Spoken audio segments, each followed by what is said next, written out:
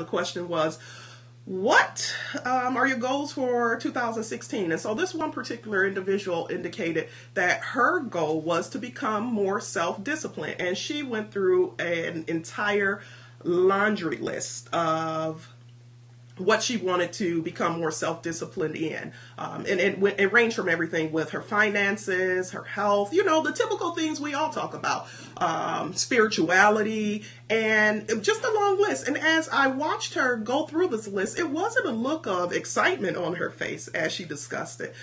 It was more so like, oh, I got to do this. This is what I have to do. So I challenged her, and I challenged the other participants, because one of the things that I've learned over the years is that this whole ideal of self-discipline, this ideal of discipline, really can just knock you out of the race before you get started.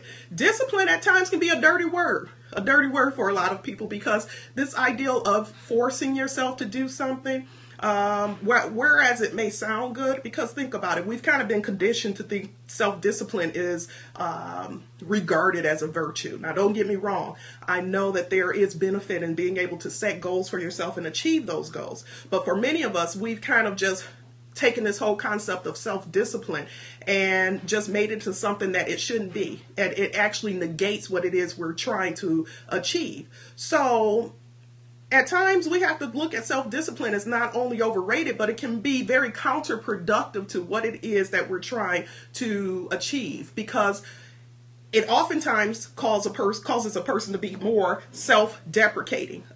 So they just really put themselves down, criticize themselves more when they're not able to meet these goals, these self-discipline goals that they've set for themselves. So our obsession with self-discipline can take on a life of its own at times. And some of you guys can relate to this.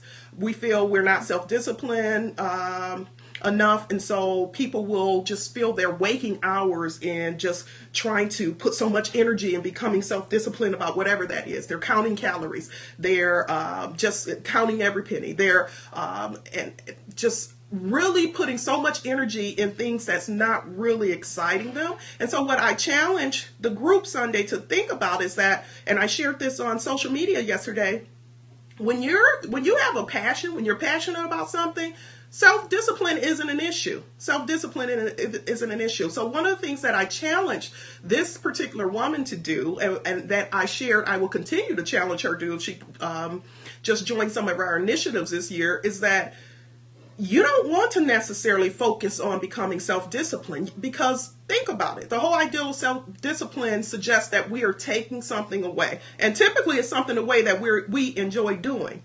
So, and I see Divine says, definitely overrated self-discipline. So instead of this focus on taking something away, why not introduce something? And I'm going to get back to that. But the number one reason most people fail in their efforts of self-discipline can be attributed to something that we call psychological reactance, okay? And this is a psychological term. And I was up last night thinking about it, because I can remember just teaching when I taught at the college and teaching about this concept to the students.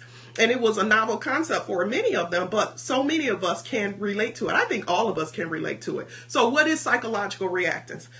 And I'm going to just read this because I wrote it down and I want to make sure I get it all out. But psychological reactance, you think about it, we all have a natural need for freedom, right? We all want to feel free. And that need for freedom is made even stronger whenever we feel like people are putting restrictions on that freedom. So psychological reaction is a tendency for us to usually respond to any restrictive force by pushing back against it. So someone tells you to do something, or you need to do something, or you can't do something.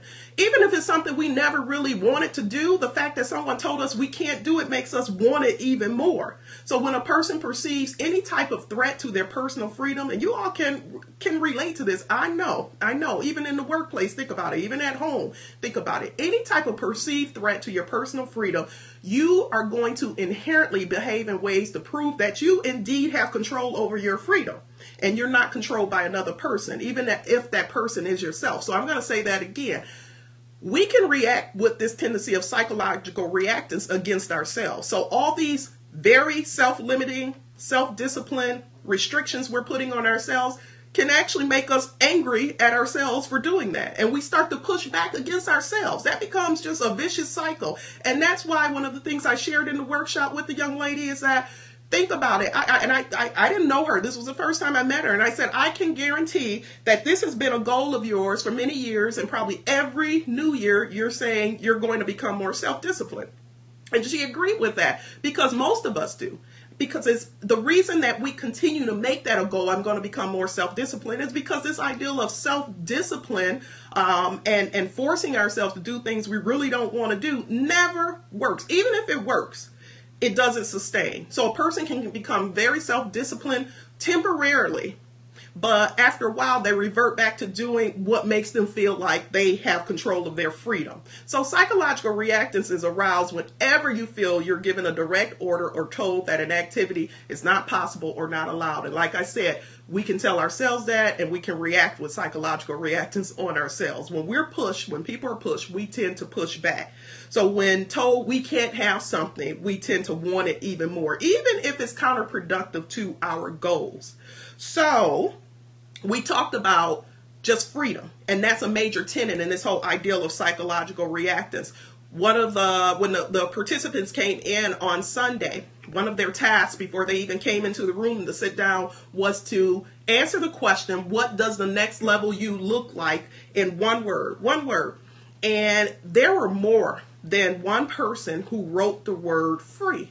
They wrote the word free, because freedom and this feeling of being free and just not being tied down or constrained and be able to just really express yourself as you is something that makes us feel alive, and it's something that helps us to keep us plugged into life. So if you think about that, and so many people have the word free down as their goal or what looks like the next level of them, this whole ideal again of self-discipline is counterproductive to that. Now, I'm not suggesting you don't create goals, because I'm huge with that. But as someone who considers themselves a transformation specialist, my goal is to not focus on taking things or removing things from you. My goal is to focus you on tapping into, bringing into your life whatever it is you're passionate about.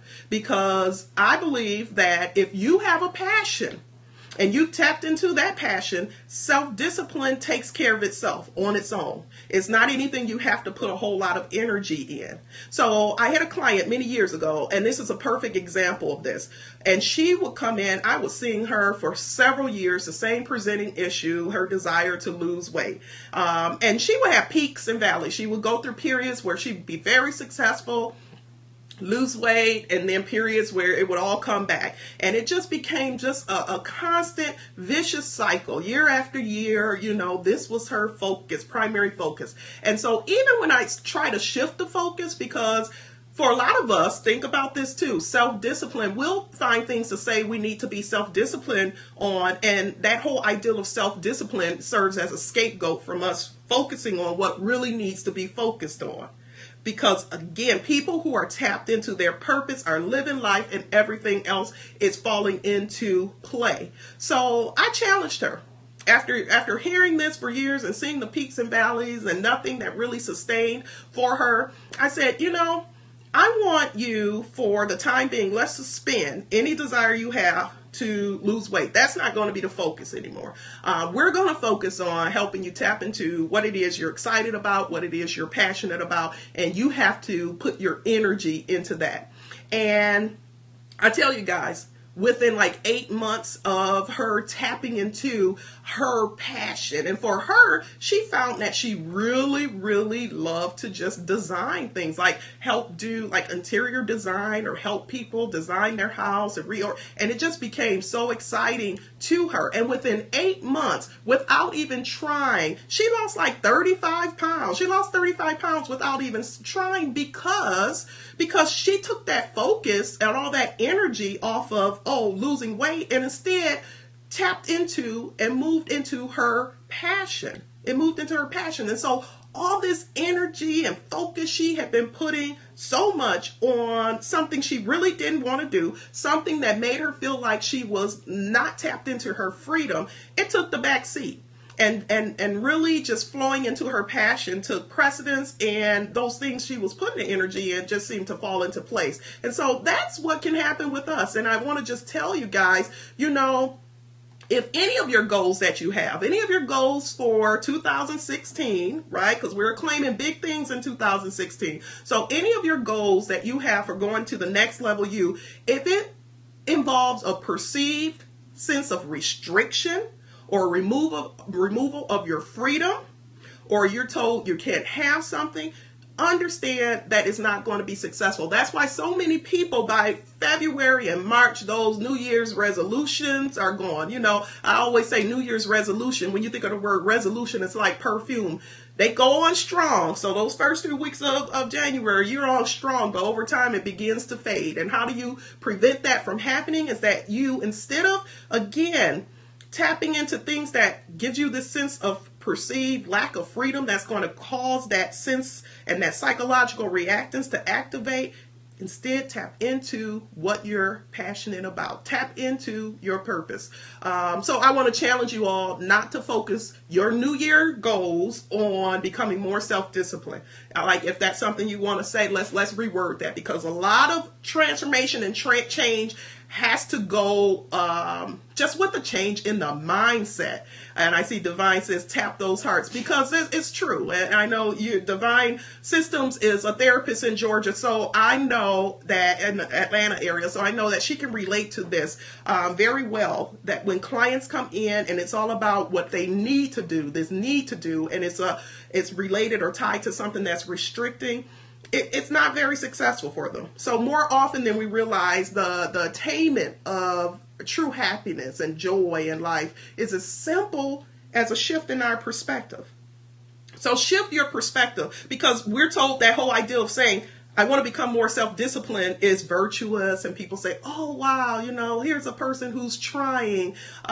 Get away from that, So shift your perspective. And with that said, instead of focusing again on restricting yourself even more than you already are, look into adding the things into your life that's going to bring you joy, that's going to bring you passion, that's going to bring you bliss. Because I guarantee you, if you do that, you will find that these things that you have been focusing and giving so much energy to, like I said, counting calories, not eating carbs, not enjoying yourself, not treating yourself well, all those things that are restricting. If you decide, 2016 is going to be about me stepping into my passion, stepping into my bliss, stepping into my joy, you will find that you will be living a life that's so extraordinary and beautiful that you wish you'd done it sooner. But it's not too late. One of my favorite sayings is what a difference a year make. And I tell you guys, what's today's date? December 15th. I tell you guys, December 15th, 2016, your life could look radically different than it does today. But it requires you to shift this perspective, to remove the things that make you feel less than alive and less than free. Freedom is what life is all about. So a year from now, I see Divine 410 says a year from now, she's going to be bad to the bone. And you will be, I tell you, just tap into it and just believe the fact that this shift in perspective can make a huge difference. So with that said, I want you guys to just go out there and try this on for size. Watch your language. Instead of talking about what I need to do, or I'm going to become more self-disciplined, say you're going to move and tap into your bliss and your wonder and your joy in the world. And I guarantee you, like I said, next year it's going to be a new you, a next level you. So thank you guys again for joining me this morning for Transformation Tuesday.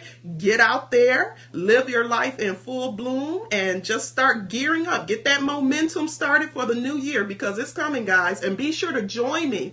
Join me next week as I talk about the New Year Next Level You initiative. And if you're not part of the Dr. Rose in Bloom, or in full bloom, I should say, with Dr. Rose group, join the group so you can stay on top of all the great things that we're doing. So you guys get out there. Have a great Tuesday. Bye-bye.